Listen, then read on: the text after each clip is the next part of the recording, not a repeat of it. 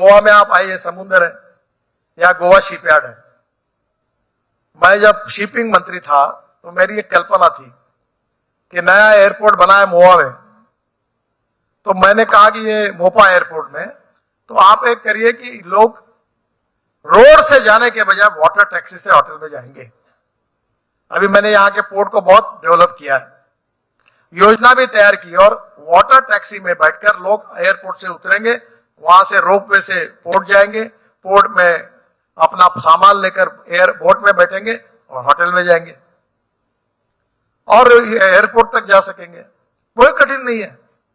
अब मुंबई में नए एयरपोर्ट को जोड़ने के लिए एक योजना मैंने तैयार करके रखी है और अभी राष्ट्र सरकार उस पर काम कर रहा है। जैसे 10,000 वाटर टैक्सी तैयार होगी और मुंबई के किसी भी दिशा से 17 मिनट में पहुंच जाएंगे नए मुंबई के एयरपोर्ट पर। No traffic jam, no pollution. तो कहीं ना कहीं टेक्नोलॉजी का उपयोग करके सस्टेनेबल डेवलपमेंट, मैं बताता हूं, मेरा विश्वास है 2 साल के अंदर पेट्रोल गाड़ी और डीजल गाड़ी, ट्रक और बस की कीमत इलेक्ट्रिक के बराबर होगी। पत्रकार मुझे पूछते थे, कार्टून तक निकाले थे, मैं इलेक्ट्रिक बस, इलेक्ट्रिक व्हीकल की बहुत प्रचार करता था, तो एक कार्टून निकाला कि एक गाड़ी रास्ते में बंद पड़ी इलेक्ट्रिक की और लोग धक्का मार रहे और मैं देख रहा हूं। अब पत्रकार बोलते थे गाड़ी में इलेक्ट्रिक चार्जिंग हो, अब किसी की गाड़ी बंद पड़ी? आज कितनी इलेक्ट्रिक गाड़ियां वेटिंग लिस्ट लगे, मेरे घर पे आते अभी मुझे बोलते पत्र दो टाटा को, इसको उसको, वेटिंग लिस्ट है।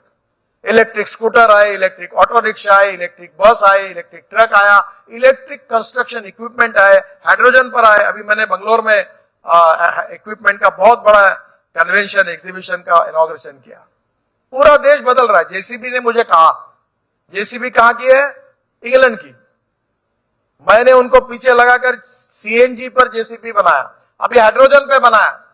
तो उन्होंने कहा कि आपके आग्रह से जेसीबी बना, हमारा बहुत फायदा हुआ। हमारे मालिक जो है लंदन के, वो आपका फोटो लगा के बैठते हैं। बोले क्यों? बोले आपने जबरदस्ती कराई, सीएनजी पर जेसीबी बना, 1000 जेसीबी का ऑर्डर मिल गया। और इसलिए हमने जो टेक्नोलॉजी के आधार पर इनोवेशन की, उससे एक्सपोर्ट बढ़ेगा, इंपोर्ट को कम होगा, नए रोजगार निर्माण होंगे, सरकार को रेवेन्यू मिलेगा, रेवेन्यू ज्यादा मिलेगा तो सोशल सेक्टर में पैसा खर्चा होगा, गांव गरीब मजदूर किसान का कल्याण होगा। American president John F Kennedy कहते थे कि American roads are not good because America is rich, but America is rich because American roads are good. America धनवान है, इसके कारण अमेरिका के रास्ते अच्छे नहीं हुए। तो अमेरिका के रास्ते अच्छे हुए, इसके कारण अमेरिका धनवान हुई। अटल बिहारी वाजपेयी जी ने ये लाखों गांवों में बसे हुए गरीब लोगों के लिए रोड दिया, बच्चे स्कूल में जाने लगे, गांव का फल फूल सब्जियां दूध गांव में आने लगा, किसान का कल्याण हुआ, गांव की स्कूलें अच्छी हुई, एक प्रकार से नया सामाजिक आर्थिक परिवर्तन हुआ। यही सुशासन है।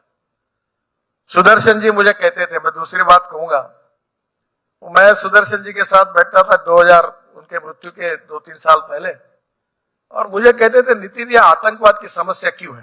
बोला क्यों है?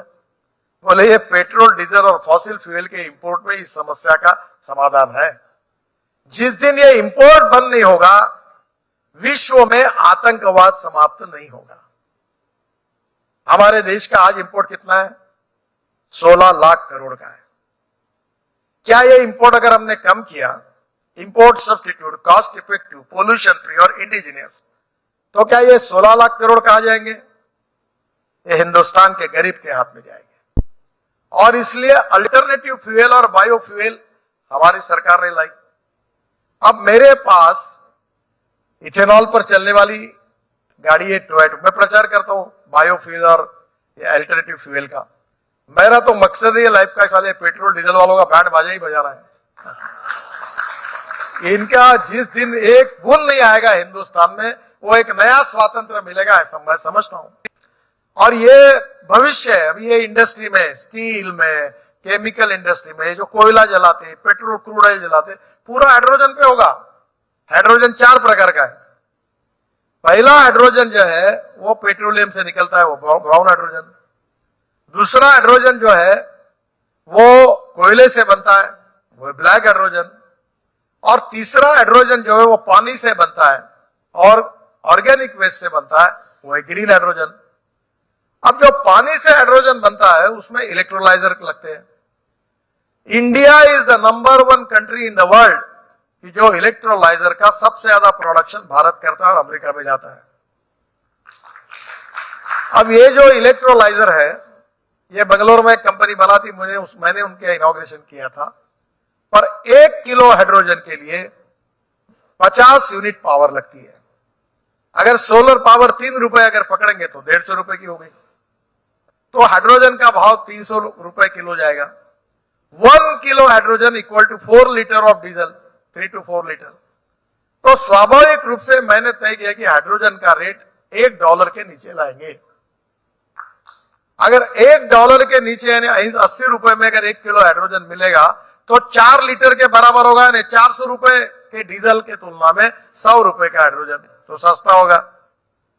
और हाइड्रोजन पर अगर गाड़ियां चलेगी, ट्रक चलेगी, बसेस चलेगी, अब हो गया। टाटा और लेलैंड ने उनके आईसी इंजन में हाइड्रोजन डालने के ट्रक मैंने लॉन्च किए। अब कार आ रही हाइड्रोजन की, बसेस आ रही हाइड्रोजन की, और पानी से हाइड्रोजन निकालने की 2 टेक्नोलॉजी अभी निकली और अभी काफी इंडिया में काम हो रहा है।